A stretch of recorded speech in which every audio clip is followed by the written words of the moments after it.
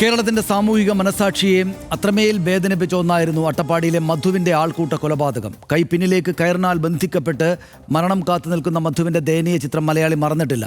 2018 ഫെബ്രുവരി 22 നടന്ന ആ ക്രൂരകൃത്യം അതേപടി ആവർത്തിച്ചിരിക്കുന്നു. 7 വർഷത്തിനിപ്പുറം വാളയാറിൽ തൊഴിൽ തേടി കേരളത്തിലെത്തിയ ഒരു മനുഷ്യനെ പറ്റം ചേർന്ന് മലയാളി തല്ലിക്കൊന്നിരിക്കുന്നു. കുടുംബത്തെ പോറ്റാൻ 2 മക്കളെ വളർത്താൻ വകതേടി കേരളത്തിലെത്തിയ ഒരു മനുഷ്യൻ അതിഹീനമായി കൊല്ലപ്പെട്ടിരിക്കുന്നു. മനുഷ്യത്വം മരവിച്ച മലയാളിയുടെ മറ്റൊരു മുഖം കൂടി നമ്മുടെ തന്നെ മുന്നിൽ വെളിവാവുകയാണ്. പൂർണ്ണമായും വംശീയ കൊല തന്നെയാണ് രാം നാരായണൻ്റേത് എന്നാണ് വെളിവാകുന്നത്.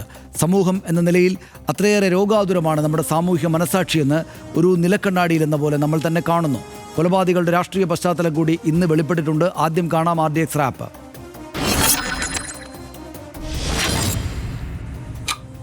മൃതദേഹം ഏറ്റെടുക്കാതെ തൃശൂർ മെഡിക്കൽ കോളേജിൽ പ്രതിഷേധത്തിലായിരുന്ന രാംനാരായണന്റെ കുടുംബത്തെ സർക്കാർ അനുനയിപ്പിച്ചു. മന്ത്രി കെ രാജന്റെ നേതൃത്വത്തിൽ നടന്ന ചർച്ചയാണ് അനുനയത്തിന് വഴിയൊരുക്കിയത്. നഷ്ടപരിഹാരം അടക്കമുള്ള ആവശ്യങ്ങളിൽ സർക്കാർ അനുഭാവപൂർവ്വമായ നിലപാട് സ്വീകരിച്ചതോടെ മൃതദേഹം ഏറ്റുവാങ്ങാൻ കുടുംബം സമ്മതമറിയിക്കുകയായിരുന്നു. മൃതദേഹം വിമാനമാർഗം ഛത്തീസ്ഗഡിൽ എത്തിക്കുന്ന നടപടികൾ ഏകോപിപ്പിക്കാൻ തൃശൂർ ജില്ലാ കളക്ടറെ ചുമതലപ്പെടുത്തി. മർദ്ദനത്തെ തുടർന്ന് കൊല്ലപ്പെട്ട രാംനാരായണൻ ബഗേലിന്റെ കുടുംബത്തിന് നീതി ഉറപ്പാക്കുമെന്നും പ്രതികൾക്കെതിരെ കർശന നടപടിയെടുക്കുമെന്നും മുഖ്യമന്ത്രി പിണറായി വിജയൻ അറിയിച്ചു. പാലക്കാട് SP നേതൃത്വത്തിൽ പ്രത്യേക സംഘത്തിന്റെ അന്വേഷണം പുരോഗമിക്കുകയാണ്. കേസിന്റെ വിശദാംശങ്ങൾ പരിശോധിച്ച് ആവശ്യമായ നിയമ നടപടികൾ സ്വീകരിക്കാൻ നിർദ്ദേശം നൽകിയെന്നും മുഖ്യമന്ത്രി പറഞ്ഞു. പിടിയിലായവർ ക്രിമിനൽ പശ്ചാത്തലമുള്ളവരാണെന്നും ഇവരുടെ രാഷ്ട്രീയ ബന്ധം പരിശോധിക്കുമെന്നും ജില്ലാ പോലീസ് മേധാവി അജിത് കുമാർ പറഞ്ഞു. അതിനിടെ കൊലപാതകത്തിൽ ഛത്തീസ്ഗഡ് സർക്കാർ സംസ്ഥാന സർക്കാരിൽ നിന്ന് വിവരങ്ങൾ തേടിയിട്ടുണ്ട്. RDX rap news Malayalam.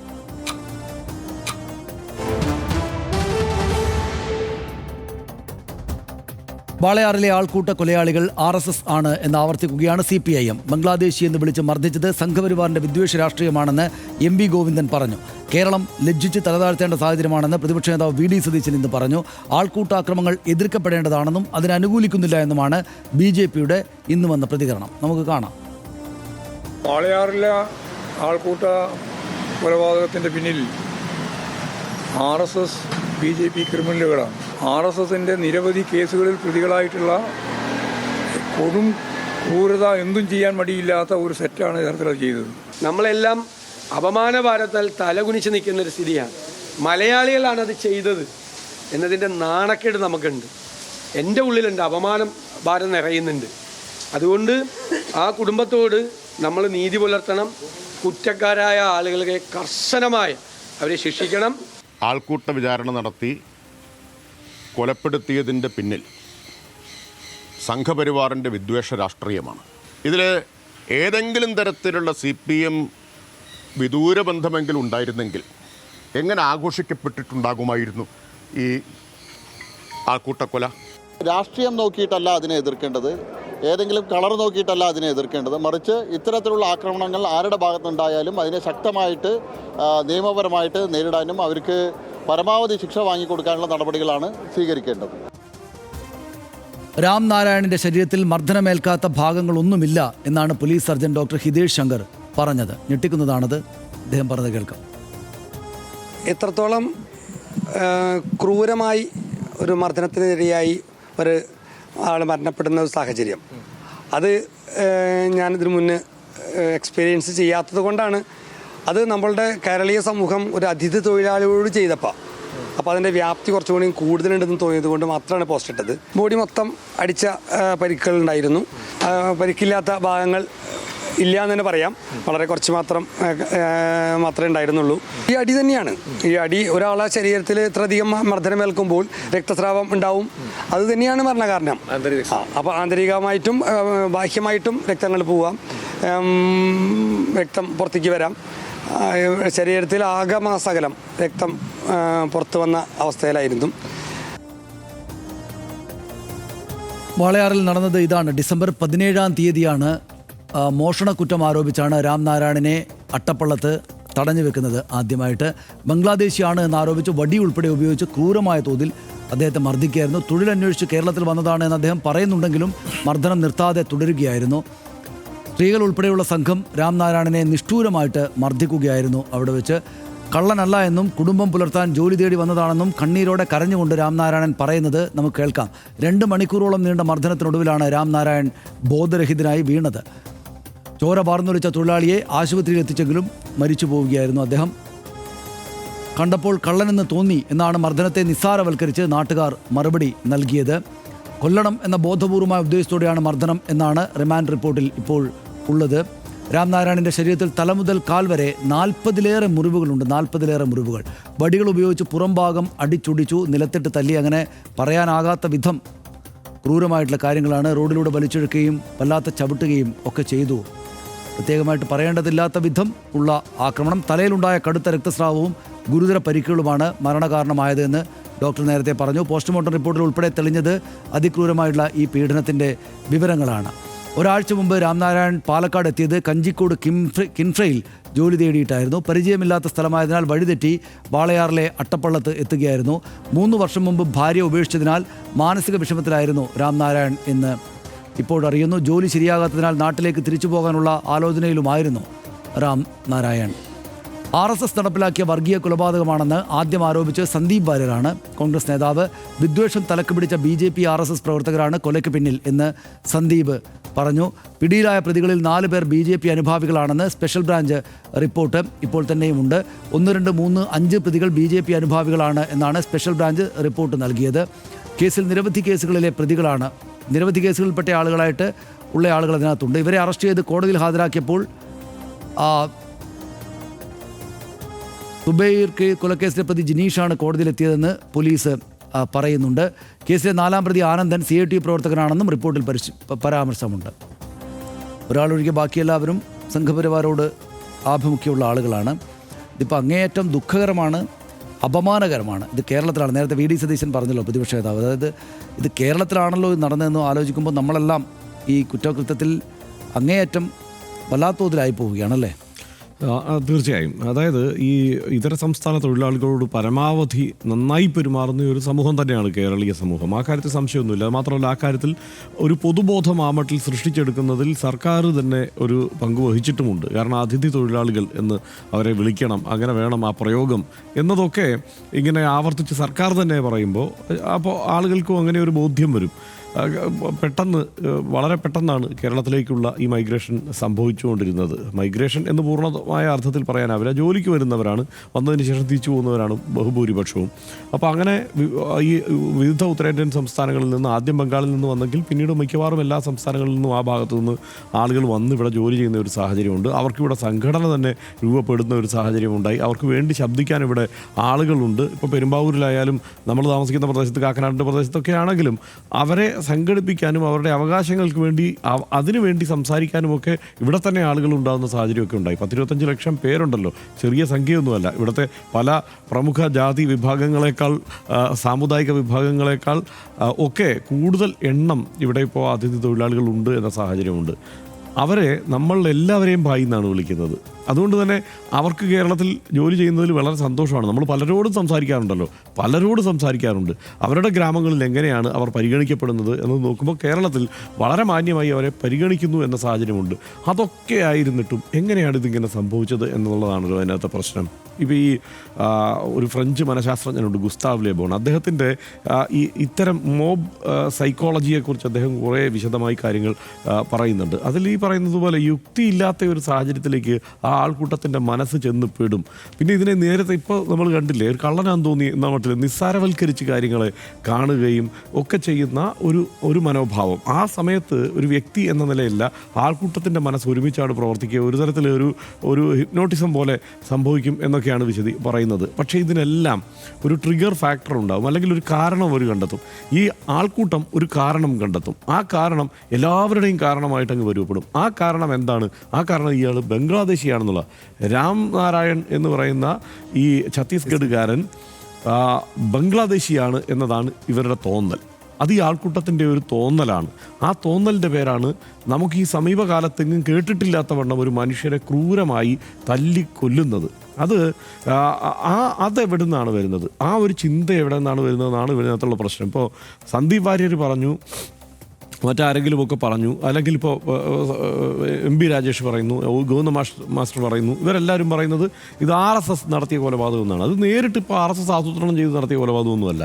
ഇത്തരത്തിലുള്ള ആൾക്കൂട്ട മനഃശാസ്ത്രം പരുവപ്പെട്ടു വരാൻ പാകത്തിനുള്ള ഒരു സാഹചര്യം ഒരുക്കി RSS എന്നുള്ളതാണ്, അല്ലെങ്കിൽ സംഘപരിവാർ എന്നുള്ളതാണ് ഇതിലെ യാഥാർത്ഥ്യം. ഇപ്പോൾ ഇതിലെ ഒരു പ്രതിയായ ഒരാളുടെ ഫേസ്ബുക്കിലെ ഒരു ഫോട്ടോ ഇങ്ങനെ ഇപ്പോൾ പ്രചരിക്കുന്നുണ്ട്. ബിനു എന്നെന്തോ പറയുന്ന ഒരു പ്രതിയുണ്ട്. ആ പ്രതിയുടെ അപ്പോൾ അതിനകത്ത് മോദിയുടെ ചിത്രത്തിന് മേൽ കാല് വെച്ചിട്ട് ഈ ബംഗ്ലാദേശിൻ്റെ പതാക പിടിച്ചു നിൽക്കുന്ന 2 ചെറുപ്പക്കാരുടെ ഫോട്ടോ ആണ് കൊടുത്തിരിക്കുന്നത്. എന്നിട്ട് ഇവർ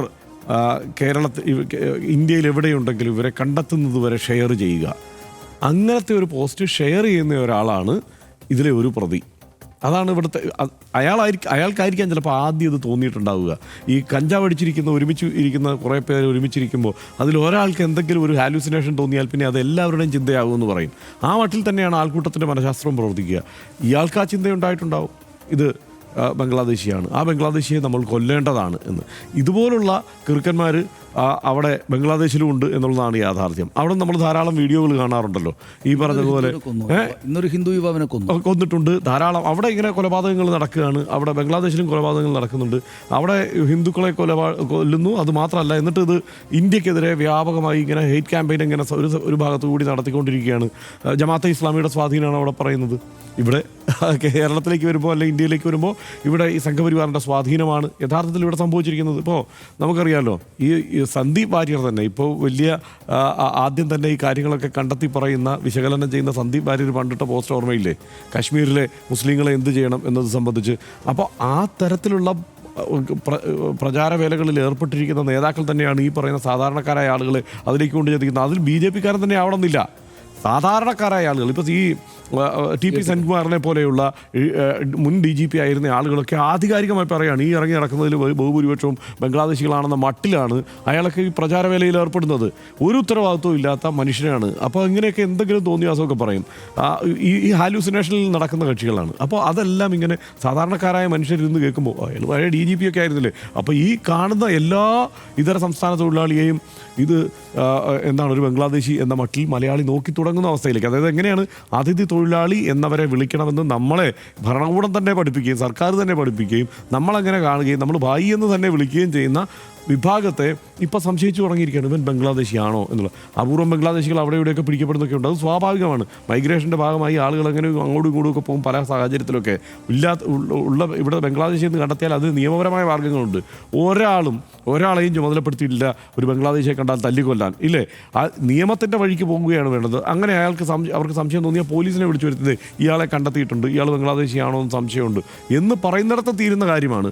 ഈ വിവരദോഷികളെല്ലാം കൂടി ഇത്തരത്തിൽ ലോകത്തിന് മുന്നിൽ മലയാളികളെ നാണം കെടുത്തുന്ന തരത്തിലേക്ക് കാര്യങ്ങൾ കൊണ്ടുചെന്ന് എത്തിച്ചിരിക്കുന്നത്. അതിൽ ഏറ്റവും സങ്കടകരമായ കാര്യം, 2 മക്കളാണ്. അയാൾക്ക് കുടുംബ പ്രശ്നങ്ങൾ വേറെയുണ്ട്. അയാൾക്ക് മർദ്ദനമേൽക്കാൻ ഒരു സ്ഥലവും ഇനി ശരീരത്തിൽ അവശേഷിക്കുന്നില്ല എന്നാണ് ഹിതേഷ് ശങ്കർ പറയുന്നത്, ഈ പോസ്റ്റ്മോർട്ടം ചെയ്ത ഡോക്ടർ പറയുന്നത്. അപ്പോൾ എന്താണ് ആ അവസ്ഥ എന്ന് സനീഷ് ഒന്ന് ആലോചിച്ച് നോക്കുക. എന്ത് നിസ്സഹായനായിരിക്കും ഒരാൾക്കൂട്ടം മർദ്ദിക്കുന്ന ഒരാൾ, എത്രമേൽ നിസ്സഹായനായിരിക്കും. അയാൾക്ക് ഈ നാട് പോലും അറിയില്ല, എന്തിനാണ് എന്നെ തല്ലുന്നതെന്നറിയില്ല, എന്തിനാണ് എന്നെ ബംഗ്ലാദേശിൽ നിന്ന് വിളിക്കുന്നത് പോലും അറിയില്ല, അയാൾ ബംഗ്ലാദേശിൽ നിന്ന് കേട്ടിട്ട് പോലും ഉണ്ടാവില്ല. അപ്പോൾ എന്തോന്ന് അവസ്ഥയൊന്ന് ആലോചിച്ചതാണ്. അതാണ് അതിനകത്ത് കേരളത്തിൽ മധുവിൻ്റെ സംഭവം നമുക്ക് ഓർമ്മയുണ്ട്. അതിനു മുമ്പ് സത്നാം സിംഗ് വന്നിട്ട് അമൃതാനന്ദമയിയുടെ ആശ്രമത്തിൽ വെച്ച് കൊല്ലപ്പെട്ട സംഭവം നമ്മുടെ മുന്നിൽ ഓർമ്മയുണ്ട്. അതെല്ലാം ഇത്തരത്തിലുള്ള മോബ് ലിഞ്ചിങ്ങുകളായിരുന്നു. അതിന് ഇപ്പോൾ ഒടുവിൽ ഇങ്ങനെയൊരു ഇര കൂടെ ഉണ്ടായിരിക്കുന്നു. ഇതിപ്പോൾ സ്വാഭാവികമായിട്ടും എങ്ങനെ ഉണ്ടാകുന്നതെന്ന് വെച്ചാൽ സാധാരണഗതിയിൽ സൗമ്യരായിട്ട് പെരുമാറുന്ന മനുഷ്യർ കൂട്ടായി നിന്നിട്ട് പെട്ടെന്നൊരു മോട്ടീവ് കിട്ടുകയും അവരത് പൂർണ്ണമായിട്ട് വിശ്വസിക്കുകയും ചെയ്യുമ്പോൾ എങ്ങനെയാണ് ആളുകളെ ഇങ്ങനെ അതിക്രൂരമായിട്ട് കൊന്നുകളയുന്നതെന്ന് ഹർഷൻ നേരത്തെ പറഞ്ഞു. ഇതിനകത്ത് നിശ്ചയമായിട്ടും ഒരു രാഷ്ട്രീയ സംഗതിയുണ്ട്. ഇപ്പോൾ വർഷങ്ങൾക്ക് മുമ്പ് നമ്മൾ കുട്ടികളായിരുന്ന കാലത്ത് അക്കാലത്തും ഇതര സംസ്ഥാനങ്ങളിൽ നിന്ന് ആളുകൾ തൊഴിലിനായി വരാറുണ്ടായിരുന്നു. എൻ്റെയൊക്കെ ഓർമ്മയിൽ ആ കാലത്ത് ഇതുപോലെ ഹിന്ദി സംസാരിക്കുന്ന അല്ലെങ്കിൽ ആ ബെൽറ്റിൽ നിന്ന് ആളുകൾ വന്നിരുന്നില്ല. മറിച്ച് തമിഴ്നാട് സ്വദേശികളായിട്ടുള്ള ആളുകളായിരുന്നു. ഏതാണ്ട് നാട്ടുകാരെ പോലെ തന്നെയും ഇടപഴകി ജീവിക്കുകയും വരികയും പോവുകയൊക്കെ ചെയ്യുന്ന ആളുകളായിരുന്നു അന്നുണ്ടായിരുന്നത്. എന്ന് മാത്രമല്ല അക്കാലത്ത് ഇങ്ങനെ ഹിംസയില്ല. സ്വാഭാവികമായിട്ടും എല്ലാ മനുഷ്യരും കുറ്റകൃത്യം ചെയ്യുന്നവരിലുണ്ട്, കുറ്റകൃത്യം ചെയ്യുന്നവരിൽ എല്ലാത്തരം മനുഷ്യരുണ്ട് എന്നുള്ളതുകൊണ്ട് ആ കാലത്തും ഇതര സംസ്ഥാനങ്ങളിൽ നിന്ന് ആളുകൾ കുറ്റകൃത്യം ചെയ്യുകയും അവർ പോലീസ് പിടിയിലാവുകയൊക്കെ ചെയ്യുന്ന സംഭവങ്ങൾ എനിക്ക് ഓർമ്മയുണ്ട്. പക്ഷേ അതുകൊണ്ട് ഒരാൾ ആ കൂട്ടത്തിൽ കുറ്റകൃത്യം ചെയ്തു എന്നതുകൊണ്ട് മറ്റുള്ളവരെ എല്ലാം സംശയദൃഷ്ടിയോടെ കാണുന്ന കാര്യമൊന്നും അക്കാലത്തുണ്ടായിരുന്നില്ല. പിന്നീട് നമ്മൾ ഈ ഒരു 10 വർഷത്തിനിടയിൽ അല്ലെങ്കിൽ 10-12 വർഷത്തിനിടയിൽ ഈ വല്ലാത്ത തോതിൽ ഹെയ്റ്റ് സമൂഹത്തിലേക്ക് ഇങ്ങനെ പടർന്നിരിക്കുകയാണ്. നമ്മുടേതല്ലാത്ത മറ്റുള്ളവരെ സംശയദൃഷ്ടിയോടെ കാണണം, അവരെ എതിർക്കണം. അതായത് ഇപ്പോൾ എന്തെങ്കിലും പെഹൽഗാം ആക്രമണം ഉണ്ടായി, അല്ലെങ്കിൽ പാകിസ്ഥാൻ ഏതോ കാലം മുതൽ നമ്മുടെ ശത്രു രാജ്യമാണ്, അതുകൊണ്ട് പാകിസ്ഥാനികളായിട്ടുള്ള മനുഷ്യരോടെല്ലാം ശത്രുത പുലർത്തുക എന്ന് വളരെ ആഴത്തിൽ ഇങ്ങനെ വെറുപ്പ് ഇങ്ങനെ പ്രചരിപ്പിക്കുകയാണ്. ബംഗ്ലാദേശിൽ ഇപ്പോൾ കൂടുതലായിട്ട് അക്രമ സംഭവങ്ങൾ നടക്കുന്നുണ്ട്. അവിടെ അക്രമ സംഭവങ്ങൾ നടക്കുകയാണ്. ഇന്ത്യ വിരുദ്ധ, നമ്മൾ അടുത്ത വിഷയം ചർച്ച ചെയ്യാൻ പോകുന്നത്, ഇന്ത്യ വിരുദ്ധമായിട്ടുള്ള പ്രചാരണങ്ങൾ അവിടെ നടക്കുന്നുണ്ട്. അതുകൊണ്ട് ബംഗ്ലാദേശികൾ ആകപ്പാടെ കുഴപ്പക്കാരാണ് എന്നൊരു പ്രചാരണം താഴെത്തട്ടിൽ നടത്തുകയാണ്. നാം മനസ്സിലാക്കേണ്ട ഒരു കാര്യം, പ്രധാനമന്ത്രിയും ആഭ്യന്തരമന്ത്രിയും അടക്കമുള്ള ആളുകൾ ബംഗ്ലാദേശിൻ്റെ കാര്യങ്ങൾ അങ്ങേയറ്റം ഒരു വെറുപ്പോട് കൂടിയിട്ട്, അല്ലെങ്കിൽ തെരഞ്ഞെടുപ്പ് പ്രചാരണ വേദിയിൽ വല്ലാത്ത തോതിൽ അവരെ അകത്തു നിന്ന് പുറത്താക്കണമെന്നൊക്കെ പറയുന്ന പ്രചാരണ അന്തരീക്ഷങ്ങളൊക്കെ, അത്തരം വർത്തമാനങ്ങളൊക്കെ നമ്മുടെ അന്തരീക്ഷത്തിലുണ്ട്. ഇതിനെ പക്ഷേ മനുഷ്യനും തമ്മിൽ സ്വാഭാവികമായിട്ടും ഉണ്ടാകേണ്ടുന്നൊരു സാഹോദര്യം, അയാളൊരു കുഴപ്പം പിടിച്ച ആളാണ് മുന്നിൽ വന്ന് പെട്ടിരിക്കുന്നതെങ്കിലും അയാളെ നിയമ സംവിധാനങ്ങൾക്കാണ് കൈമാറേണ്ടത് എന്ന് മനസ്സിലാക്കുന്നൊരു കാര്യമല്ല. വെറുപ്പാണ്, അങ്ങേയറ്റം കടുത്ത വെറുപ്പാണ്. അന്യരാണവർ എന്നാണ് നമ്മുടെ സംസ്ഥാന സർക്കാർ ഇതര സംസ്ഥാന തൊഴിലാളികൾ എന്ന് നമ്മുടെ പദാവലിയിൽ തന്നെ മാറ്റം വരുത്തി. ഇതര സംസ്ഥാനം എന്ന് വെച്ചാൽ നമ്മുടേതല്ലാത്ത മറ്റൊരു സംസ്ഥാനത്തെ അവർ അന്യരല്ല, അന്യ സംസ്ഥാനം എന്ന് വിളിക്കരുത് എന്ന് നമ്മുടെ കോശങ്ങളിൽ എനിക്ക് തോന്നുന്നത് സംസ്ഥാന സർക്കാർ അല്ല ആദ്യം വരുത്തിയ, മാധ്യമങ്ങളാണ്. എനിക്ക് ഓർമ്മയുണ്ട്, മാധ്യമങ്ങൾ ആദ്യം അന്യസംസ്ഥാന ചില മാധ്യമങ്ങൾ, ഞാനൊക്കെ ജോലി ചെയ്ത സ്ഥാപനം ഞങ്ങൾ അന്യസംസ്ഥാനക്കാർ എന്നെഴുതില്ലായിരുന്നു, ഇതര സംസ്ഥാനക്കാർ എന്ന്. ഇപ്പോഴും നമ്മൾ അങ്ങനെയാണല്ലോ എഴുതുന്നത്. പക്ഷേ ഇപ്പോൾ അത് നമ്മുടെ ഔദ്യോഗിക പദാവലിയുടെ ഭാഗമായിട്ട് അങ്ങനെ തന്നെയും വന്നു കഴിഞ്ഞു. അതിഥി തൊഴിലാളികൾ എന്നുള്ളത് അതിഥി തൊഴിലാളികൾ തോമസ് ഐസക്കിന് അതിഥി തൊഴിലാളികളാണ്, ക്ഷമിക്കണം, അതിഥി തൊഴിലാളികളാണ് സംസ്ഥാന സർക്കാരിൻ്റെ വാക്ക്. ഇതര സംസ്ഥാന തൊഴിലാളികൾ എന്നാണ് മാധ്യമങ്ങൾ ഒരു ഘട്ടത്തിൽ എഴുതിയിരുന്നത്. അന്യസംസ്ഥാന തൊഴിലാളികൾ എന്ന് എഴുതിയതിനെ തിരുത്തിയിട്ട്.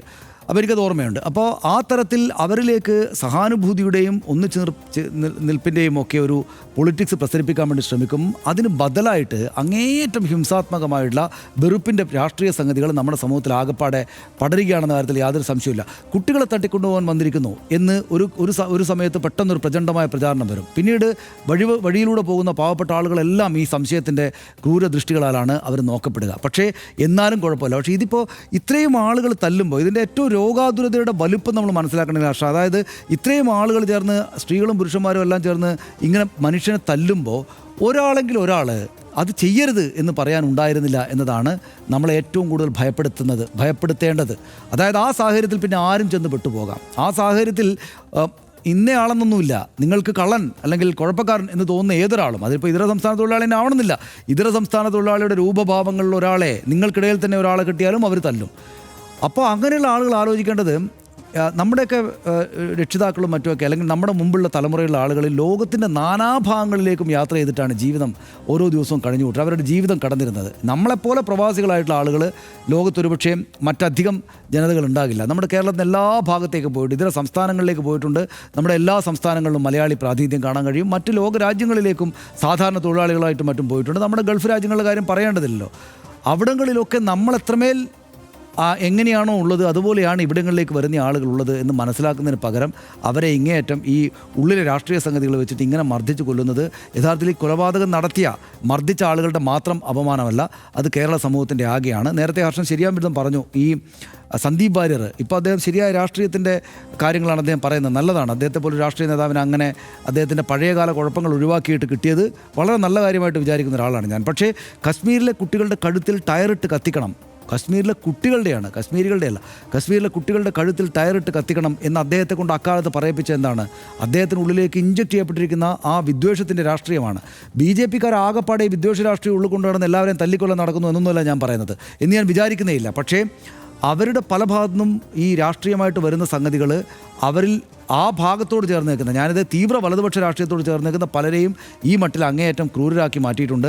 അത് തടയപ്പെട്ടിട്ടില്ലെങ്കിൽ, അതായത് ഞാൻ പറയുന്ന BJP ശ്രീകൃഷ്ണകുമാർ ഇപ്പോൾ വന്നിട്ട് ഇതിങ്ങനെയല്ല കാണേണ്ടതെന്ന് പറഞ്ഞല്ലോ, അദ്ദേഹത്തിൻ്റെ പക്ഷത്തുള്ള ആളുകളോട്, അദ്ദേഹത്തിൻ്റെ അനുഭാവികളായിട്ടുള്ള ആളുകളോട് രാഷ്ട്രീയത്തിൽ ഇതര രാജ്യങ്ങളിലെ രാഷ്ട്രീയ സംഗതികളെക്കുറിച്ച് നമ്മൾ തള്ളിപ്പറയുന്നതിനെ ആ നിലക്ക് നിങ്ങൾ കാണണം. അത് ബംഗ്ലാദേശിനെതിരെയും പാകിസ്ഥാനെതിരെയും സംസാരിക്കുമ്പോൾ ബംഗ്ലാദേശികളെയും പാകിസ്ഥാനികളെയും നാളെ മുന്നിൽ കിട്ടിയാൽ തല്ലിക്കൊല്ലാനല്ല പറയുന്നത് എന്ന് പ്രധാനമന്ത്രി നരേന്ദ്രമോദി തൊട്ട് ഇങ്ങോട്ട് സി കൃഷ്ണകുമാർ വരെയുള്ള BJP നേതാക്കൾ ഈ മനുഷ്യരോട് പറഞ്ഞ് മനസ്സിലാക്കി കൊടുത്തിരുന്നെങ്കിൽ എന്ന് ആഗ്രഹിക്കുന്നൊരു പാവം പൗരനാണ് ഞാൻ. എനിക്ക് അദ്ദേഹത്തോട് അങ്ങേയറ്റം, രാംനാരായണനോട് അങ്ങേയറ്റം അഗാധമായിട്ടുള്ള ഒരു വിഷമമുണ്ട് അദ്ദേഹത്തിൻ്റെ കുടുംബത്തോടും മറ്റും.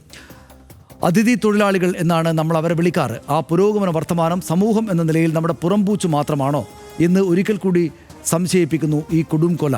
കൊലയാളികളെ പൊതുവിൽ നയിച്ച ഒരു രാഷ്ട്രീയമുണ്ടെന്നും നമ്മളിപ്പോൾ തിരിച്ചറിയുന്നു. അതിനപ്പുറം ഈ ആൾക്കൂട്ട വിചാരണയ്ക്കും കൊലയ്ക്കും പിന്നിൽ ഒരു മനഃശാസ്ത്രമുണ്ടെന്ന് നമ്മൾ തിരിച്ചറിയണം. അവർ താണവരും കള്ളന്മാരും ക്രിമിനലുകളാണ് എന്ന പൊതുബോധം. നഖങ്ങളിൽ സിമൻ്റ് കറയുള്ള ആ ചെറുപ്പക്കാരൻ ഒരു ബസ് യാത്രക്കിടെ നമ്മുടെ അരികിൽ വന്നിരുന്നിട്ടുണ്ട്. നമ്മളിലേറെ പേരും ആ സാന്നിധ്യത്തിൽ അസ്വസ്ഥരായിട്ടുണ്ടാകാം.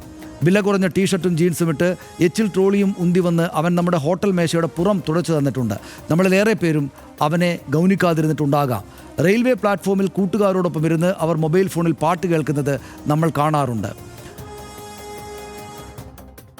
സ്പർദ്ധയും വെറുപ്പും വംശീയ വെറിയും പ്രത്യയശാസ്ത്രമായി ഉള്ളിൽ പേറുന്നവരുടെ കാര്യം നമ്മൾ ഇപ്പോൾ കണ്ടു. ഈ കൊടും ക്രൂരത ചെയ്ത മുഴുവൻ പേരെയും സംവിധാനങ്ങൾ പിടികൂടട്ടെ, വിചാരണ ചെയ്യട്ടെ, അതിവേഗം ശിക്ഷിക്കപ്പെടട്ടെ. അതിനപ്പുറം സഹജീവിയെ കൂടുതൽ കരുണയുള്ള കണ്ണിൽ കാണാൻ മലയാളിക്ക് സാധിക്കട്ടെ. അടുത്ത വിഷയത്തിലേക്ക്